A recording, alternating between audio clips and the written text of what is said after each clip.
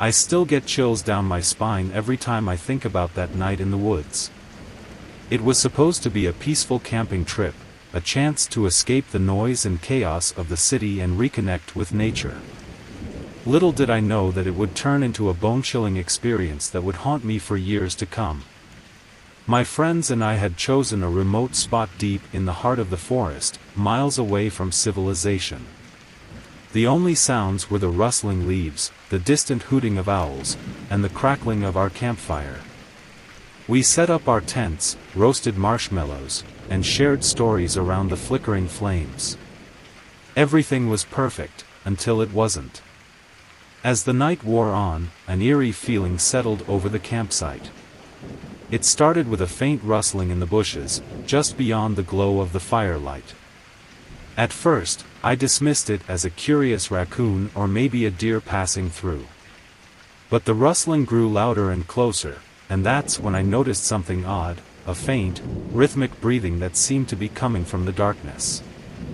I strained my eyes to peer into the blackness beyond the campfire's reach, heart pounding in my chest. That's when I saw it, or rather, him. A tall, shadowy figure stood just beyond the edge of the trees, partially concealed by the night. My breath caught in my throat as I realized he was watching us, silently observing our every move. I tried to shake off the unease that was creeping over me, convincing myself it was just another camper who had lost their way. But deep down, I knew something was off. The stranger didn't move, didn't speak, and his presence seemed to grow more malevolent by the minute. I gathered the courage to call out, "Hey, are you lost? Do you need help?" The figure remained still, not uttering a word. The others in my group exchanged nervous glances, their faces pale in the firelight.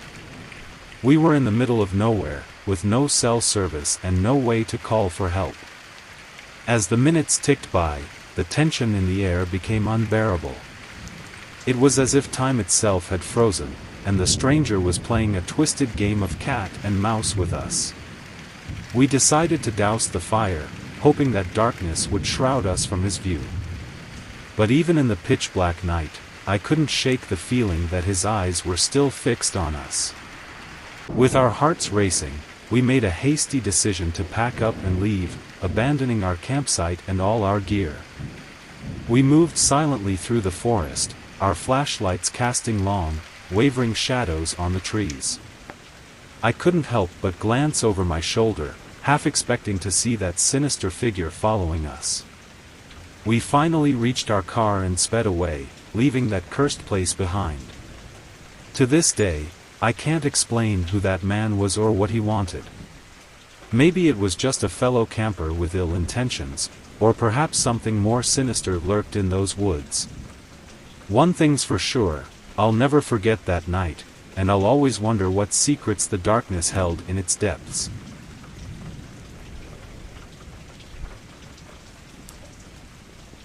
As I sit here by the campfire, the crackling flames casting eerie shadows in the dense forest around me, I can't help but recall that fateful night at my parents' cabin.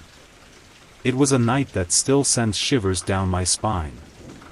The cabin nestled deep within the woods was always a place of tranquility, a refuge from the chaos of the world. But that night, tranquility was the furthest thing from my mind. I had decided to spend a weekend alone, seeking solace in the embrace of nature. Little did I know that nature had other plans for me. It was a moonless night, the forest engulfed in an impenetrable darkness. The cabin's only source of light was the soft glow of a single lamp, casting eerie shadows that danced with the wind. As I settled in for the night, I heard a sound that made my heart skip a beat, the creaking of the cabin's front door. I froze, my breath catching in my throat. Who could possibly be out there in the middle of nowhere? Slowly, I reached for the baseball bat my father had left behind, my only form of protection. As I tiptoed toward the door, dread gnawed at my insides. The sight that met my eyes still haunts me to this day. A figure stood in the dimly lit cabin, shrouded in darkness. Their face was obscured by a hood, and their movements were slow, deliberate, as if they were searching for something specific. My mind raced, trying to make sense of the situation. Were they after valuables? Or was this something far more sinister? I watched in terror as the intruder moved about the cabin, their actions inexplicably strange. They ignored the jewelry box and the electronics, opting instead to arrange the kitchen chairs in a bizarre circle. It was as if they were performing some kind of ritual. The silence was suffocating, broken only by the occasional rustling of leaves outside. I knew I had to make a move, but fear held me in place. And then, as if sensing my presence, the intruder turned toward me. Our eyes locked for an agonizing moment, and it felt like time itself had frozen. Without warning, I turned and fled, the adrenaline coursing through my veins. The forest was pitch black, and I stumbled over roots and branches, praying that I would escape whatever malevolent force had invaded that cabin. But as I glanced back over my shoulder, I saw that the figure had not pursued me. They remained in the cabin, their eerie presence still haunting my thoughts. I eventually reached the safety of the nearest town and called the police. They arrived at the cabin, but to my dismay, they found no trace of the intruder. Nothing was stolen, and there were no clues to their identity or motive. To this day, I can't shake the feeling that something otherworldly had taken place in that cabin. Was it a random act of theft, or had I stumbled upon something far more sinister? The questions remain unanswered, and the sense of unease lingers, a chilling reminder of that eerie night in the deep forest.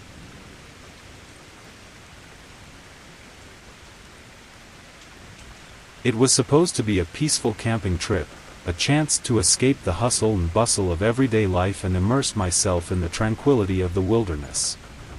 Little did I know that this trip would turn into a terrifying encounter that would leave me shaken to my core. I had chosen a remote spot deep in the heart of the forest, far away from the noise and distractions of civilization. It was the perfect place to disconnect and recharge. The sun was setting, casting a warm, golden glow over the towering trees as I set up my campsite. The only sounds were the gentle rustling of leaves in the breeze and the distant chirping of crickets. As night fell, I sat by the crackling campfire, feeling a sense of contentment wash over me. The stars above were like a blanket of diamonds, and the silence was serene. I had just started to drift off to sleep in my cozy tent when I heard it, a faint rustling in the bushes nearby. My heart skipped a beat as I strained to listen. Maybe it was just a raccoon or a deer, I thought, trying to reassure myself. But then I heard it again, closer this time. Someone was out there, moving through the underbrush. Panic set in as I realized that I was alone in the middle of nowhere, with no one to turn to for help. My mind raced, trying to come up with a plan. I reached for the flashlight, my trembling hand betraying my fear. I cautiously unzipped the tent and shone the light into the darkness. My heart nearly stopped when I saw him, a tall, shadowy figure lurking just beyond the glow of the campfire. His face was hidden in the shadows, but I could feel his eyes locked onto me. I called out, my voice wavering, "Who's there?" No response. The stranger continued to inch closer, step by slow step, as if toying with me. My heart pounded in my chest, and I knew I had to make a choice, fight or flee. I grabbed a heavy branch that I had collected for the fire, clutching it tightly as a makeshift weapon. I took a deep breath and shouted, "Stay back. I have a weapon." The stranger hesitated for a moment, and then his lips curled into a sinister smile. It sent shivers down my spine. He spoke in a low, menacing voice, "You won't need that, friend. Just looking for some company out here." Every instinct in my body screamed danger. I knew I couldn't trust this man, not in the middle of the night in the middle of nowhere. I took a step back, keeping the flashlight trained on him. "I don't want any trouble. just go away. But he didn't listen. Instead, he continued to advance, his intentions unmistakably malicious. Without another word, I turned and ran, my heart pounding in my ears. I didn't look back until I was back at my car, miles away from that terrifying encounter. That night, I learned a valuable lesson about the potential dangers that can lurk even in the most serene settings. Nature may be beautiful and awe-inspiring, but there can be hidden risks associated with human interactions. Trusting my instincts and prioritizing my safety was the right choice, and I shudder to think about what might have happened if I hadn't. This experience serves as a chilling reminder of the importance of safety and caution when venturing into remote areas alone, a cautionary tale that I hope others will heed before embarking on solo adventures in the wilderness.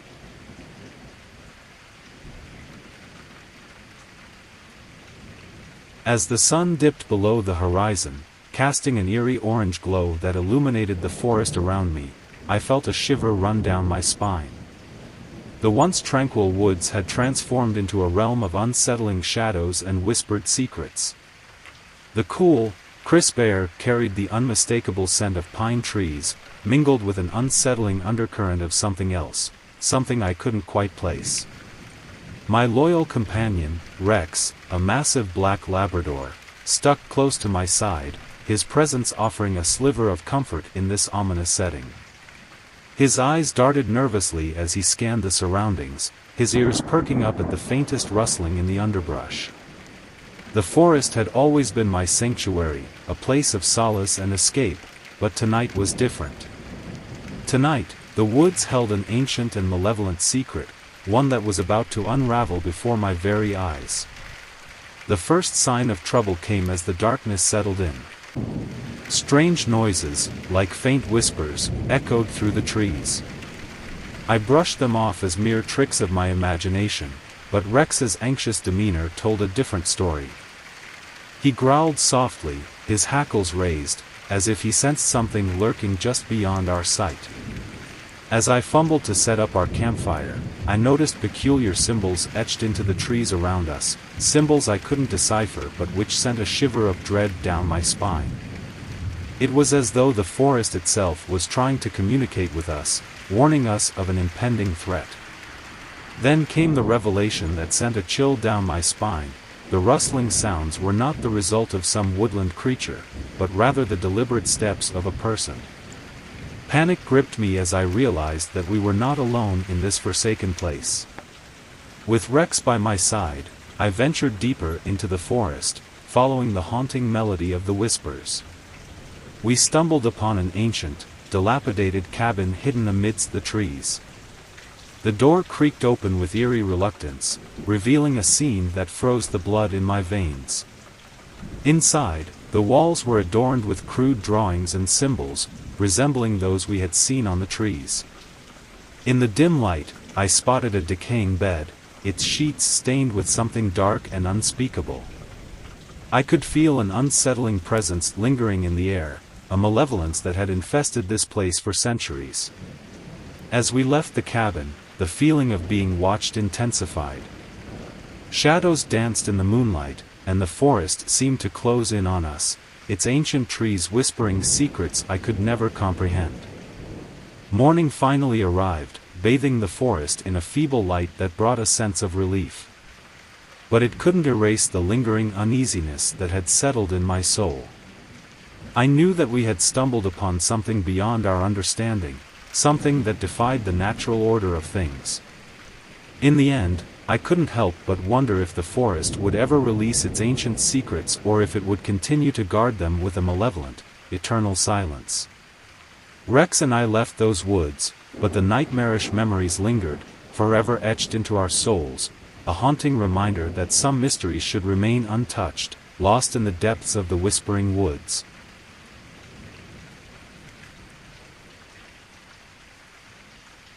I was just a kid when it happened, maybe about 12 years old, but the memory of that camping trip in the deep wild woods still sends shivers down my spine. It was supposed to be a fun adventure with my dad, a bonding experience, he said, but it turned into a night of pure terror that I'll never forget. We arrived at the campsite early in the afternoon. The woods were dense, and the towering trees seemed to swallow us whole as we ventured further in. The air was thick with the smell of damp earth and pine needles, and the sounds of nature surrounded us, birds chirping, leaves rustling, and the distant trickle of a stream. My dad and I set up our tent near a small clearing. We gathered firewood, cooked hot dogs over the campfire, and roasted marshmallows for s'mores. The day passed by peacefully, and the sun dipped below the horizon, casting long, eerie shadows. As darkness settled in, I couldn't help but feel a growing sense of unease. The forest seemed to come alive with strange noises, and every rustle of leaves in the breeze sent a chill down my spine. My dad tried to reassure me that it was all in my head, but I knew something was off. As the night deepened, the fear only intensified. I heard whispers in the wind, and the trees seemed to close in on our campsite. The crackling of the campfire became a feeble barrier against the encroaching darkness. My dad stoked the fire higher, his face a mask of concern. That's when I saw it, a figure moving at the edge of the woods. It was tall and slender, swaying in the shadows like a wraith. My heart pounded in my chest as I nudged my dad, pointing towards it. He squinted into the darkness but couldn't make out anything. The figure seemed to dance closer, its silhouette becoming more defined. I could see it had long, gnarled fingers and a face hidden in the shadows of a hood. Panic washed over me, and I wanted to scream, but my voice caught in my throat. My dad grabbed a flashlight and aimed it toward the intruder. The beam of light pierced the darkness, revealing nothing but empty woods. The figure had disappeared. Terrified, we decided to pack up and leave, abandoning our camping gear. As we hiked back through the woods, the sense of being watched never left us. Strange sounds echoed around us, and every crack of a twig made us jump. Finally, just as the first light of dawn broke through the trees, we emerged from the deep wild woods. Relief washed over us, but the memory of that night still haunts me to this day. I don't know what that figure was or why it was in the woods that night, but I know one thing for sure: I'll never go camping in those woods again. The deep wild woods hold secrets best left undiscovered, and I have no desire to uncover them.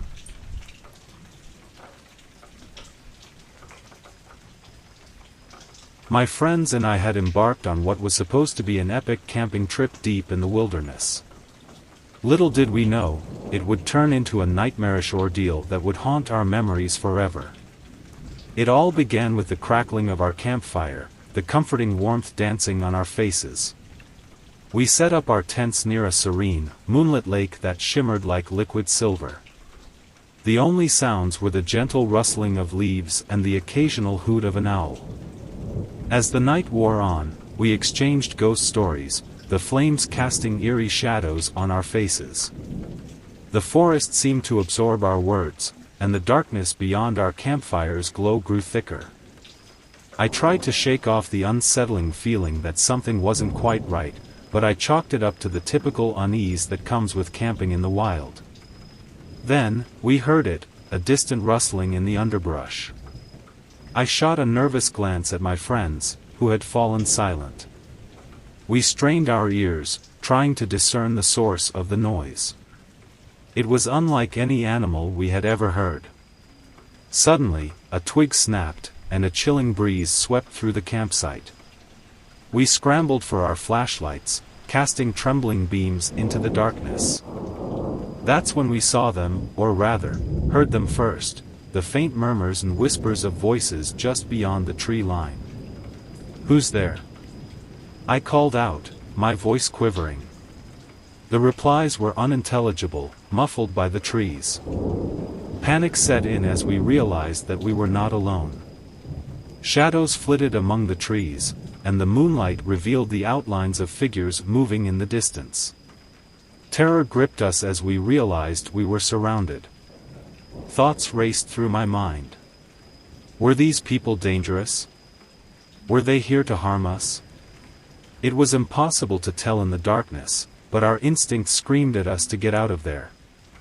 With trembling hands, we packed up our gear, ignoring the cacophony of voices growing closer.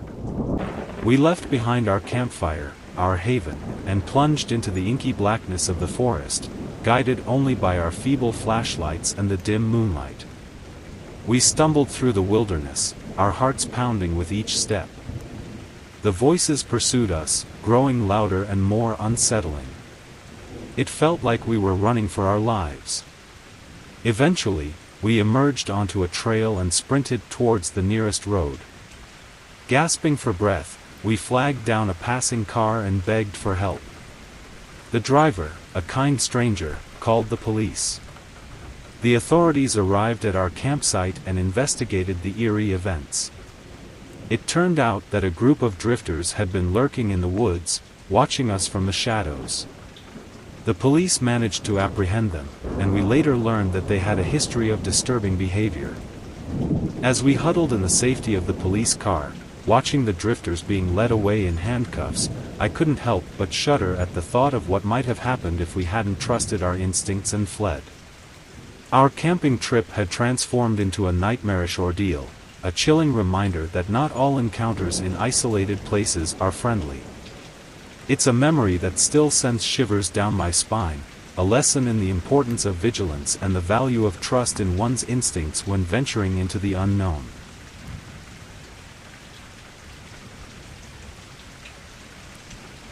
I can still feel the cold sweat on my brow when I think back to that camping trip.